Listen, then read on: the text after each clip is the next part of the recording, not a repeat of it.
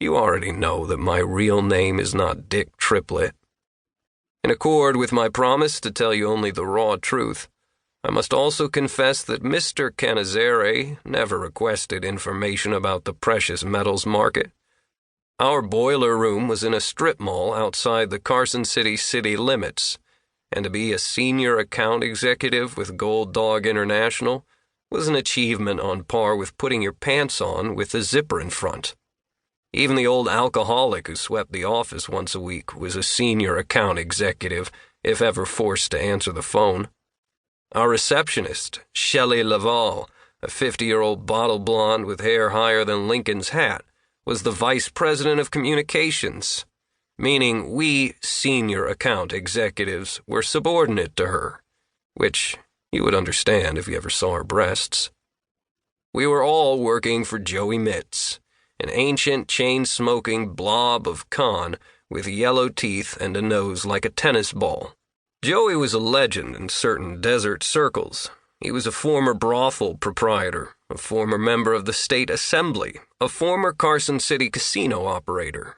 Each of these positions had ended with an indictment, but Joey had a connected Vegas lawyer on speed dial, and he had beaten each and every rap. "They can't do nothing to an honest man," would say Joey Mitz, "which is why I'm always in the shithouse." Outside Joey's private office were 9 desks with phones in a room that smelled of coffee and flatulence. And from those desks we cheerfully sold promises to deliver gold to doomsday preppers from sea to shining sea. As Joey told us incessantly, "Selling gold is selling money, and if you can't sell money, then you're in the wrong business, chum." Chum was one of the words Joey threw at us instead of our names, which he never seemed to remember. We were Pally, Buddy, Amigo, Brother, Captain, Cousin, Tom, Harry, and Dick, from which I took my nom de plume of gold dust. "I'm sure, Mr. Canizzare, that you know the secret to making money on any investment is proper timing.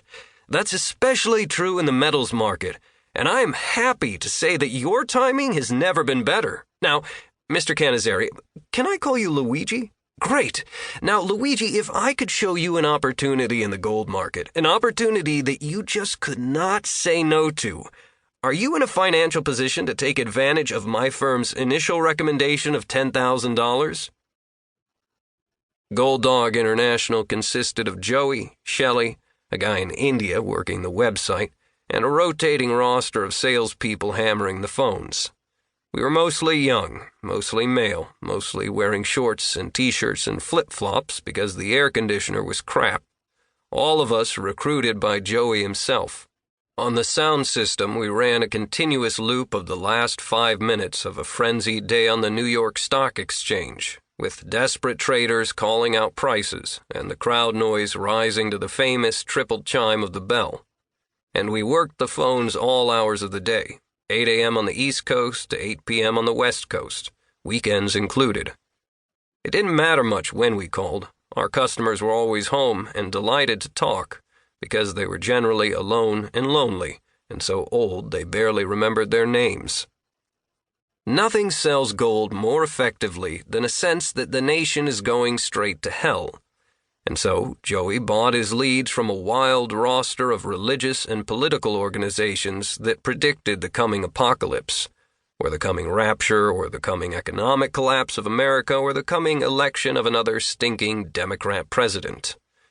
And if you were stocking up on freeze-dried MREs, or water storage kits, or yellow pandemic suits, you could be assured Joey already owned your name and number.